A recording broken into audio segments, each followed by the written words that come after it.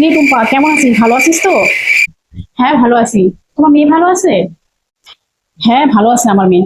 আমার মেয়ের কাণ্ডকীর্তি শুনিস না তোর মার কাছে? আর বলিস না, কত আশা করেছিলাম তোদের সব ভালো ভালো ঘরে বিয়ে হয়ে গেল, আমার মেয়েটাকে ভালো করে বিয়ে দিবো। ছেলে খুঁজতেছি, চাকরি বাকরি ছাড়া ছাড়া বিয়ে তো দিব না, তাই ভাবছিলাম সব টাকা পয়সা সোনা গোনা সব রেডি করছি। সেই মুহূর্তেটা আমি আমার মেয়ে গেল ভাইয়ে কোন একটা চ্যাংড়ার সঙ্গে, মানে পচকা একটা চ্যাংড়া, কি বলবো, যে ছেলে নাকি রোজগার করে না। ওই পাশে মানে 3-4টা বাড়ির পরে ওই বাড়ির ছেলের সাথে ভাইয়ে গেছে আমার মেয়েটা। 2 টাকা রোজগার করতে পারে না সেই মেয়ের কথা বলিস না, 3 মাস সংসার করে সেই মেয়ে আবার আমার ঘাড়ে আসে।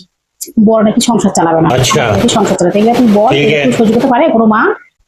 একদিকে তো ভালোই, अबे साले তোমার মেয়ে একদম কচি জামাই নিয়ে আসে তোমার জন্য। তোমারও তো অনেকদিনের ইচ্ছা ছিল না তোমার মেয়ে জামাই একদম কচি খোকা হবে, তোমার মেয়ে থেকে যাতে কম বয়স হয়। আমাদের কি কেউ কম কাছে শোনাইতো নাকি এক সময়? আমরা বয়স্ক বর বিয়ে করছি, টাকা দেখে বিয়ে করছি, কালা দেখে। এই চুপ করতো, অত কথা বলিস না। ভালো আছিস দেখে তোদের ফুটানি বাড়ি গেছে না?